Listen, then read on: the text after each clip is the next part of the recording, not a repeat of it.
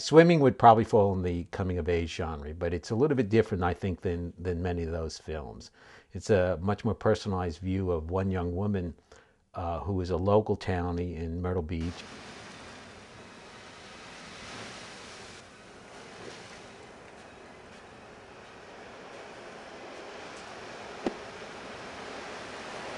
I was just having this dream. How much do you think a good used car costs? I can't do this another summer. I'll be sticking body holes when I'm 50. Because then there's insurance. And that costs a lot, I think. I'm dying just looking at you. You're not hot as fuck. You know, you can't go swimming in those clothes. I don't want to go swimming. Just one more day, Frankie. I know. There's gonna be people on this beach. I mean, we're gonna be walking around. There's gonna be people. It's about her struggle to sort of bring herself out and discover who she is, and to be more assertive as a person. And the film was made to be sort of a very sort of flattened landscape with no big emotional highs, much more like a French film, like maybe some of the things that Eric Roma does. And the idea was that you watch this film, you go through the events, very much from the point of view of Frankie, the main character. And by the end of the film, sort of almost unbeknownst to you, you've accumulated a sense of change through the events of the film.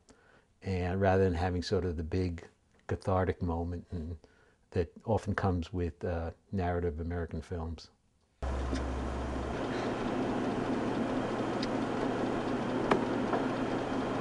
So, what do you want to do tonight? I don't know. I think maybe I have plans.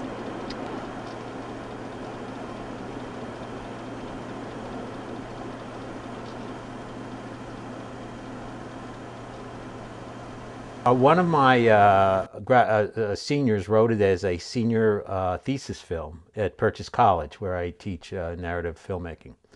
And she and I didn't get along very well, but I liked the script and thought it had possibilities, so I optioned it. And then, of course, we went into script conferences, and for the first 3 months, we didn't talk to each other. The other one was sort of a memoir based on her experiences working in Myrtle Beach, and it was kind of episodic, rambling, and unshaped. And although there were some of these characters in it, they didn't seem to have a purpose. There wasn't causality in the script. They didn't seem to have a sort of a reason for existing. It was sort of a big world, and I liked the world. I also have always wanted to make a sort of a coming-of-age film, and for me, the only way I could make a film like this is, or any film, is to be able to identify with the emotional moments of the film. So I think the film that most influenced me was a picture called Marty, made in the 50s of a Shaevsky television show. And this is really my remake, if you will, of Marty. And what I could bring to it, in essence, and inject into the screenplay by Lisa Bazadon, the original author, was the sense of Frankie as a character, which is really kind of shaped more after my own experiences. Although clearly I'm not a woman, at least I don't think so. I think there's so many similarities in growing up that I was able to find what resonated with me and bring it to the character.